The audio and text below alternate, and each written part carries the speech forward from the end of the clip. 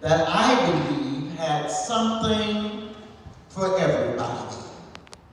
To be honest with you, it took me 3 attempts to watch it. Initially, when my friend at the gym told me that I must see it, I went home and immediately began to stream it on YouTube TV.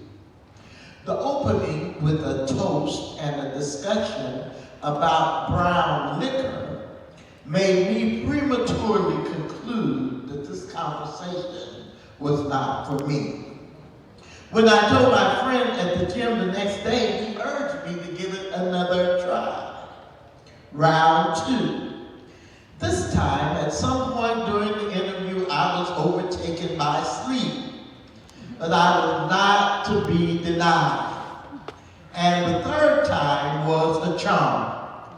I was able to get through all 2 hours and 46 minutes and 8 seconds of the interview between former Denver Bronco, now turned sports journalist, podcast host Shannon Sharp, and comedian Micah Williams. It was an interesting conversation indeed. It was informative, it was comedic, it was revealing, it was filled with fiction and nonfiction. It made me extremely grateful that my name was not Steve or Cedric or Ricky or Earthquake or Tiffany or Oprah. While I am being honest and transparent by admitting that I watched the entire interview, it is not my intention to critique, analyze, or review the conversation. However, I am going to admit that I learned quite a bit. Again, I'm not going to do a deep dive into the interview because even though you all are acting like you didn't, you know you watched it. But I was impressed when Cat Williams said that the truth doesn't need motivation. I heard him when he said that he leads a tithe in whatever city that he performs. I said to myself, Carolyn, you have to increase your reading habits by a large measure because Cat Williams said that he reads 3,000 books a year. But for me, the most profound, and prolific, and powerful point in the interview came at 16 minutes and 2 seconds into the interview when Cat Williams said this, and I quote, "Race is not where the line is drawn.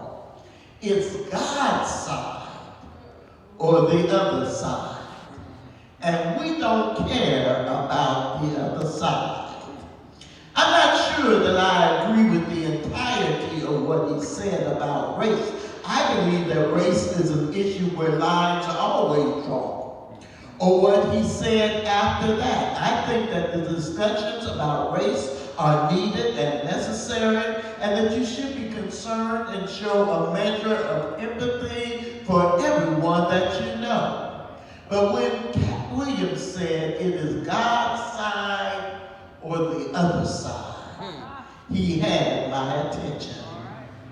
But I also believe in a time like this, in a world like this, in a broken, fractured society that we are living in, it is time for the people of God to know and declare where we stand.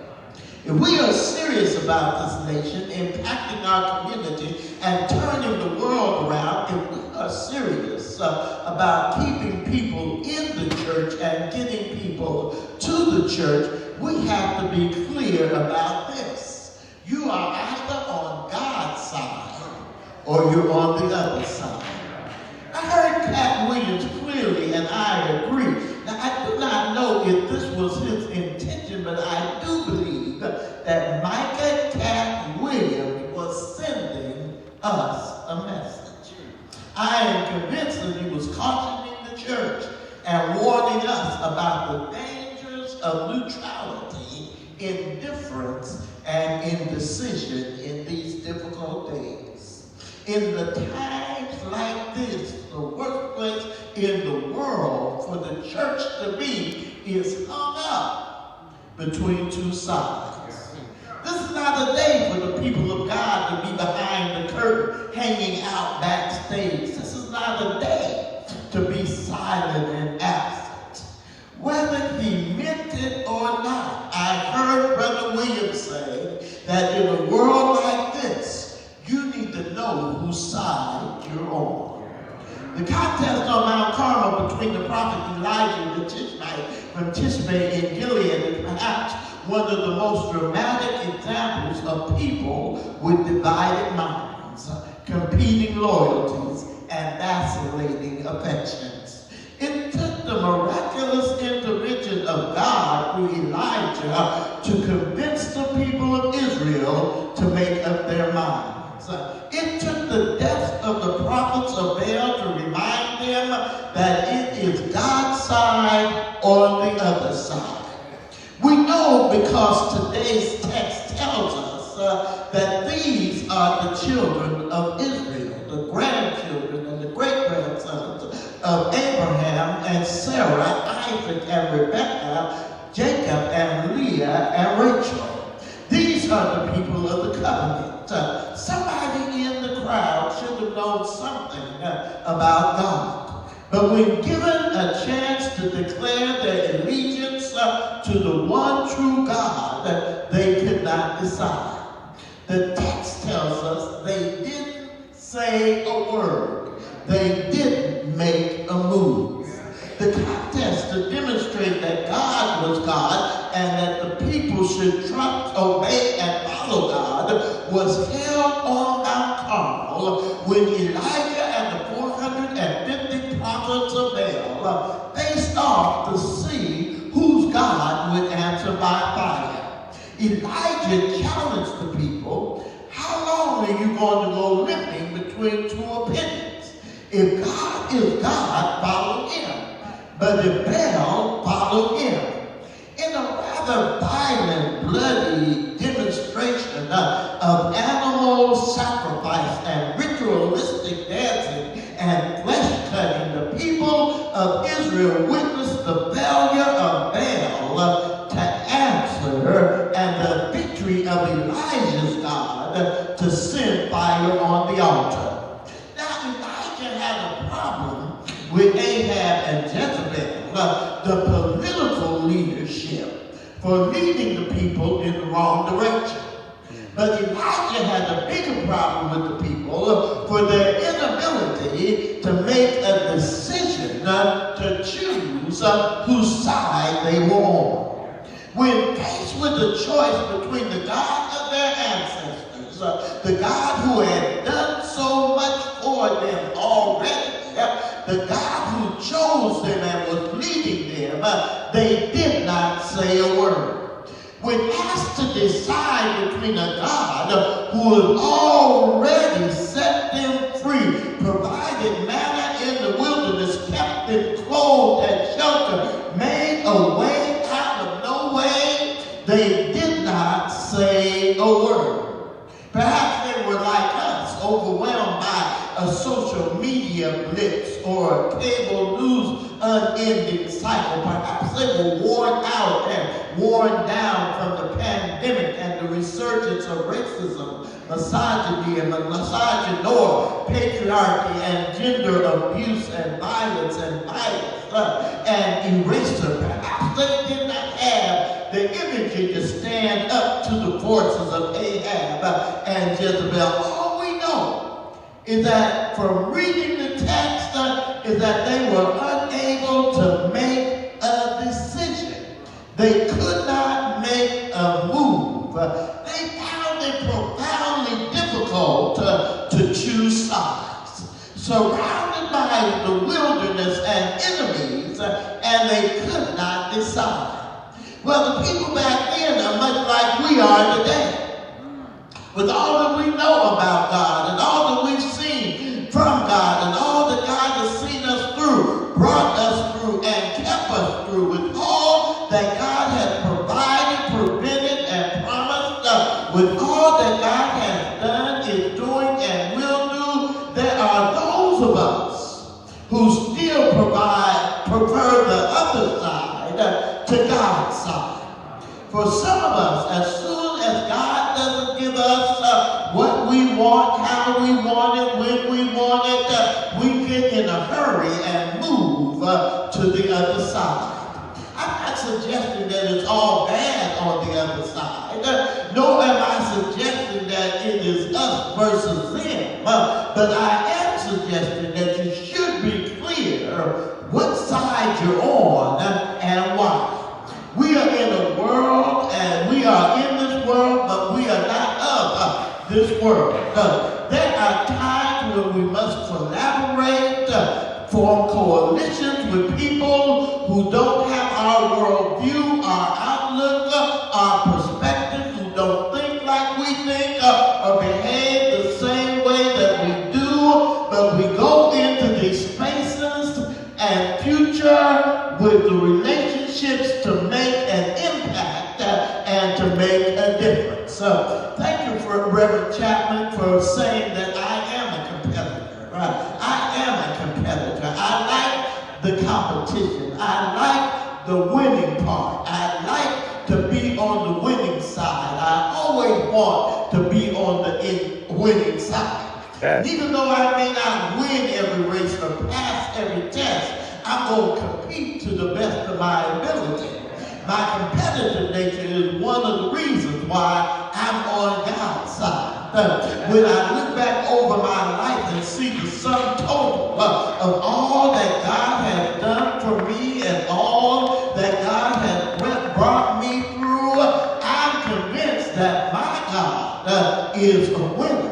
And when the smoke clears and the dust settles, no matter the situation, I'm going to have the victory. I've seen God do the miraculous on his side. I stay with God because sooner or later, things turn in my favor, and God turns it around for me. One of the reasons I like being on God's side is because being on God's side doesn't require perfection. That blesses me. What about you? Being on God's side doesn't require that I be perfect. It requires that I am faithful. Being on God's side requires that I hold on, that I hold up, that I hold out. Being on God's side requires that I don't throw up my hands. I don't throw in the towel. I don't throw a pity party. Being on God's side requires that I don't break down, that I don't break out, that I don't break up. Being on God's side requires that I treat people right, that I love as best as I can, that I stand for the poor and the oppressed, that I fight for those who cannot fight for themselves, that I know the truth when I hear it. Being on God's side requires that doesn't require that I have it all together or can keep it all together. It requires that I get up every day and do the best that I know how to do, knowing that I am not in this fight alone, because the God who is with me will fight my battles. It doesn't require that every T of my life is crossed, or every I is dotted, or every comma is in place. Being on God's side does not require that I win every race or make every shot or score every goal. Being on God's side does not require that I always have a smile on my face or a spring in my step or a song in my heart. Being on God's side means that you will know the truth when you hear it, that you will give it your best shot, that you will do the best that you know how to do, that you will fight for those who cannot fight for themselves, help wherever needed, serve when required, let your voice be heard, light a candle in the darkness. And can I pause right here, not parenthetically, but essentially, and say, in these brutal, blistering days of conflict, chaos, and confusion, when this world is on the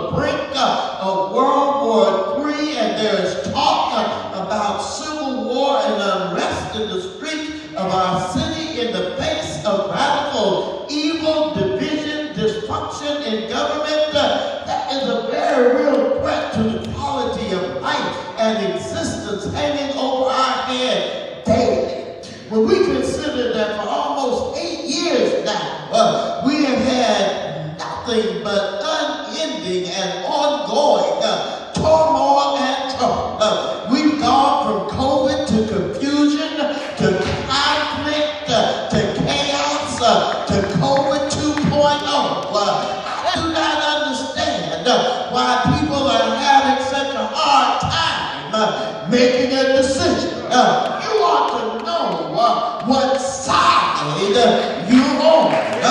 Politically, the choices that we are facing are not great. Personally, I think that we deserve better.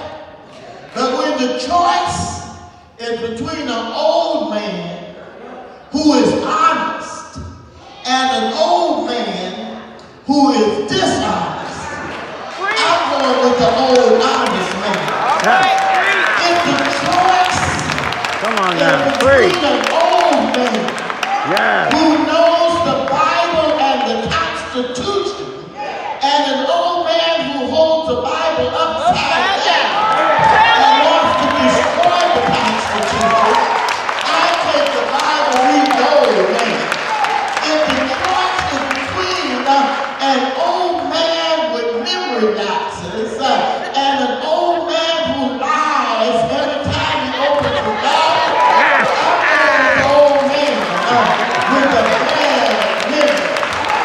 I may not be completely satisfied with my choices, but I won't be on the side of the old man without a mugshot. I won't be on the side of the old man who doesn't owe $88 million for sexual assault. I won't be on the side of the old man without 91 charges against him. I'm going to be on the old man's side who will tell the truth. Spiritually, if you would need to take a look back over your life and decide how much God has done for you. You have a hard choice. Spiritually, just run the recorder on the memory of your mind and know that if it had not been for the Lord on your side. Emotionally and mentally, you need to make the most of these days. They may be tough days, but they are the days we have right now. You need to decide whose side you're on. We live in a world where everybody's taking sides. The division in this world that is tearing this nation apart, ripping it at its very seams, is a result of people taking sides. Look, you're either saved or you're unsaved. You're either a Baptist or you're a Lutheran. You're either a Democrat or you're a Republican. You're either liberal or you're conservative. You're traditional or you're progressive. And you may not agree, but whether you realize it or not, whether you like it or not, you're already on somebody's side. Right or wrong, good or evil, truth or lie, just or unjust. Jesus said something about sides when he spoke about sheep and goats, wheat and tare, the just and the unjust. You're either on God's side or you're on the other side. And you know what I've discovered just in the last few days of being in the church, of being a preacher for almost 40 years, that you can be in the church, a preacher in the church, a leader in the convention, a whole convention of folks, and be on the other side. There are Palestinians in Gaza who haven't had a meal in days. There are hostages being held in undisclosed locations whose families don't know if they're still alive. There are 40% of the Palestinian people who are children who have been killed and separated from their parents. There is a crisis at the border. African Americans are still being killed by law enforcement in this nation. There is still no real gun control legislation. Women cannot make a life-affirming decision for themselves without government interference. This nation was founded by immigrants, built by immigrants, sustained by immigrants, and yet states like Florida and Utah and Montana are voting against diversity, equity, and inclusion, we will have the most critical election ever in just a few short months. And yet the National Baptist Convention, USA Incorporated, is still hung up on whether or not a woman should preach. Miss me with that. And for the record, Gina Stewart wasn't there as a visitor. She lives in Memphis. She pastors in Memphis. She is the president of the Lockery Foreign Mission Baptist Convention. She has her own credentials. She has her own constituencies. She has her own church. And you're still trying to decide whether or not women should preach. Let's me with that. Preach. To be on God's side is to be about God's business. Make no mistake about it. We have some difficult days ahead. We've been sailing for some time now into uncharted territory. We're not sure how this thing is going to turn out in November, but we know that what it is looking like, and it's not looking very pretty. God's business is serious business, and we need to be about doing God's business in a serious way. Can I say it like I feel it? We have a serious assignment to win the lost, feed the hungry, give hope to the hopeless, and help the helpless, to give the right to the spiritually and emotionally blind, and to set the captives free. We have a mandate to show the love of Jesus to everyone.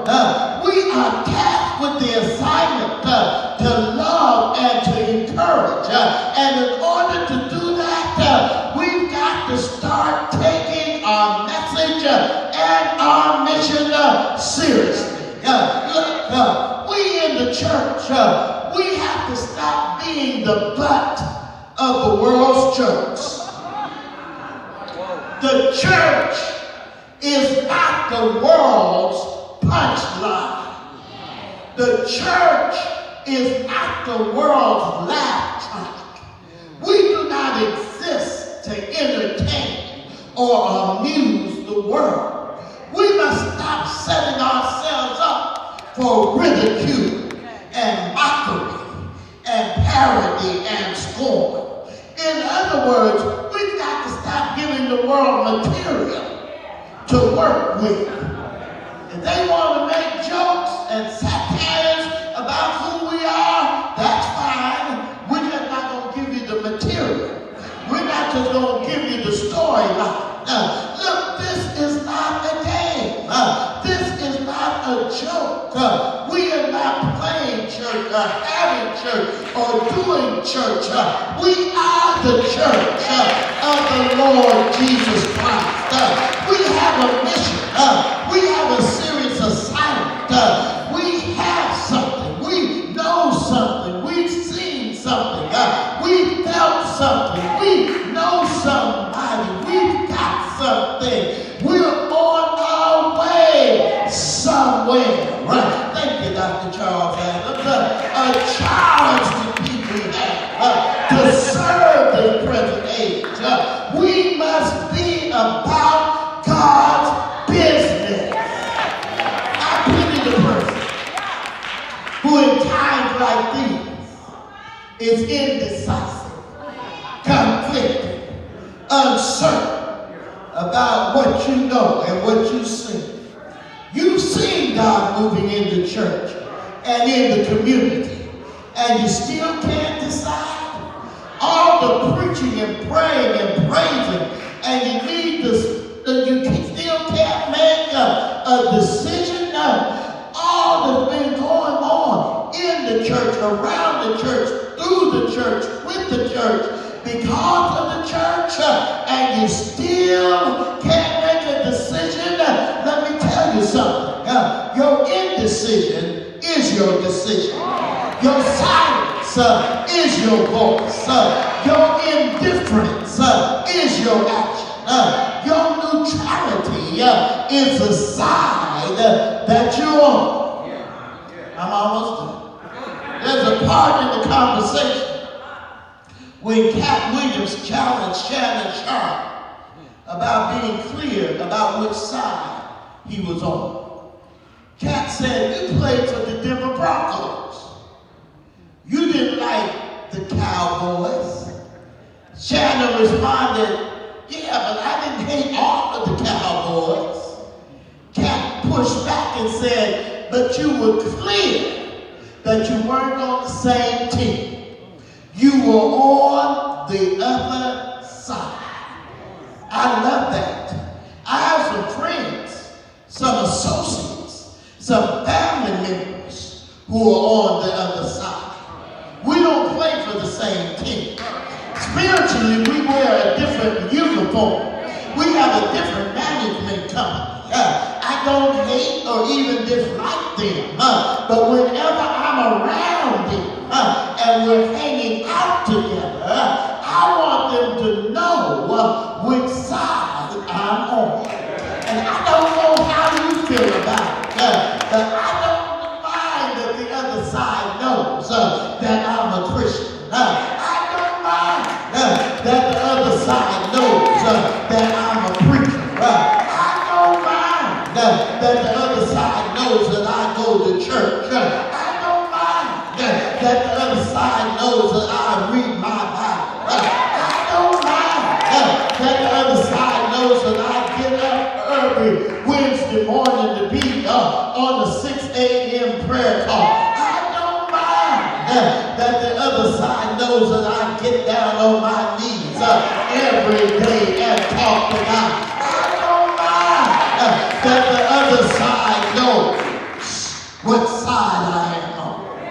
Those of us who are on God's side have a set of core beliefs that we're guided by. We know what we believe and why we believe it. We know where we stand and why we stand where we stand.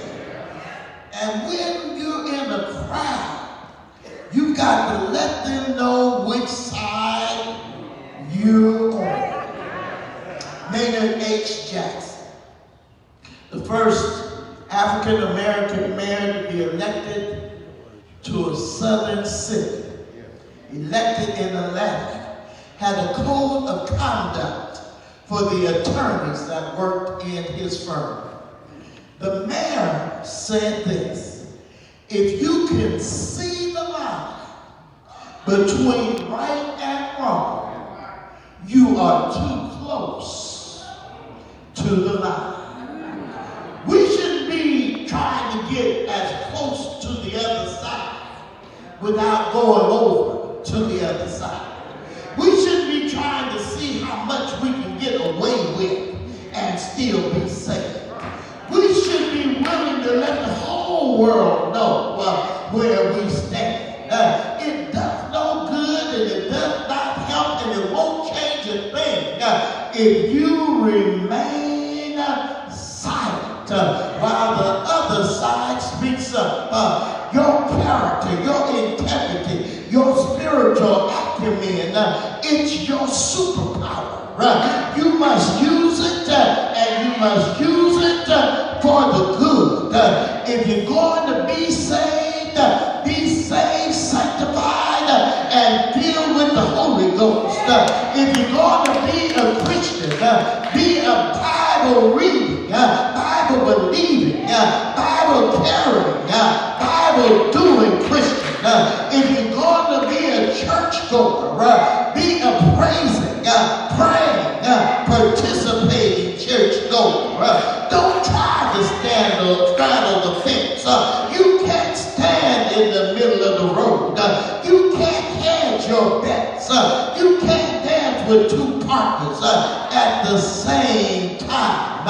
It's not that hard. God is God, so follow him. When Elijah challenged the people and God sent fire on the altar, the people began to shout, the Lord is God.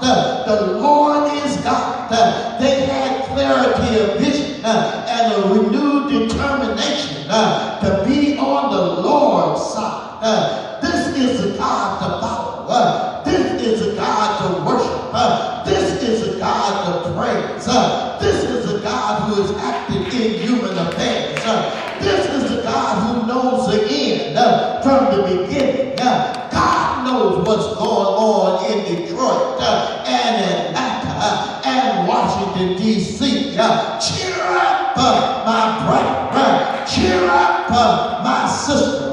We're going to be just fine. And the good news is it's never too early and it's never too late to get on the Lord's side. Being on the Lord's side is not about you, but it's about what Jesus Christ did for you on the hill, Calvary, over 2,000 years ago. He died on the cross. He was buried in a borrowed tomb.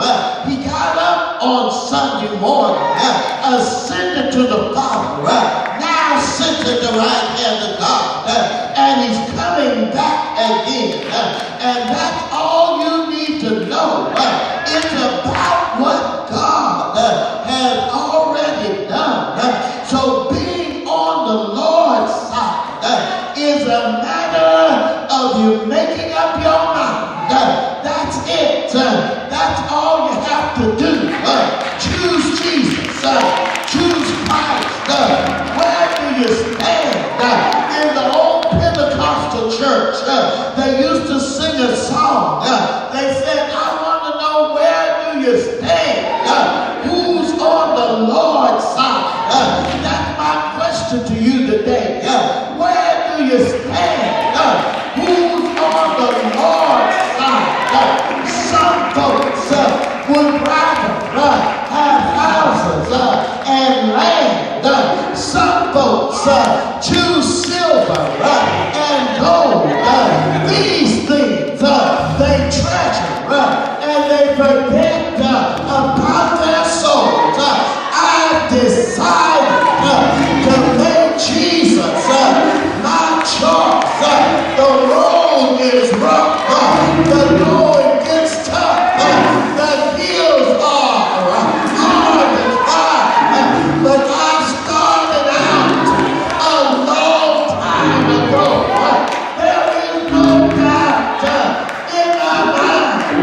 I decided to make Jesus my choice. God's son. God's son. God's son. God's son. God's son. God's son. God's son. Oh, in the Pentecostal church, they used to say, get up. If you're on the Lord's side, stand up. If you're on the Lord's side, I decided to make Jesus my choice.